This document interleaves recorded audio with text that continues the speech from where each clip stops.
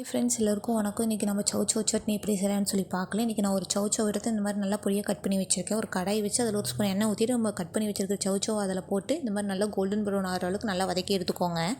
நல்லா வதங்கினதுக்கப்புறம் ஒரு பிளேட்டுக்கு மாற்றிட்டு அதே கடையில் ஒரு ஸ்பூன் எண்ணெய் ஊற்றி சட்னிக்கு தேவையான சாமான்லாம் போட்டு நல்லா வதக்கி எடுத்துக்கலாம். ஒரு 10 சின்ன வெங்காயம், 3 கருவேப்பிலை, 2 பல் பூண்டு, 3 வரமிளகா, ஒரு சின்ன சைஸ் புளி, ஒரு சின்ன சைஸ் தக்காளி போட்டு நல்லா வதக்கி எடுத்துக்கோங்க.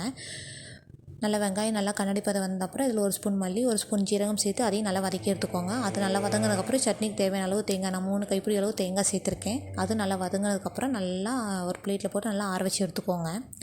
நல்லா ஆறினதுக்கப்புறம் இது ஒரு மிக்ஸி ஜாருக்கு மாற்றிக்கோங்க. மிக்ஸி ஜாருக்கு மாற்றி சட்னிக்கு தேவையான அளவு கல்லுப்பு, சட்னிக்கு தேவையான அளவு தண்ணி சேர்த்து நல்லா மைய அரைக்காமல் நல்லா கொரகொரப்பாக அரைச்சி எடுத்துக்கோங்க. நல்லா இந்த மாதிரி இது இட்லி, தோசை, சப்பாத்தி எல்லாத்துக்கும் ரொம்ப டேஸ்ட்டாக இருக்கும். இன்றைக்கி நான் சாதத்துக்கு ரெடி பண்ணியிருக்கேன். இது ரொம்பவே நல்லாயிருக்கும். கண்டிப்பாக ட்ரை பண்ணி பாருங்கள். இதை ட்ரை பண்ணி பார்த்துட்டு எப்படி இருக்குன்னு கமெண்ட்டில் சொல்லுங்கள். இந்த நம்ம சேனல் பிடிச்சிருந்தா மறக்காமல் சப்ஸ்கிரைப் பண்ணிக்கோங்க. தேங்க்ஸ் ஃபார் வாட்சிங்.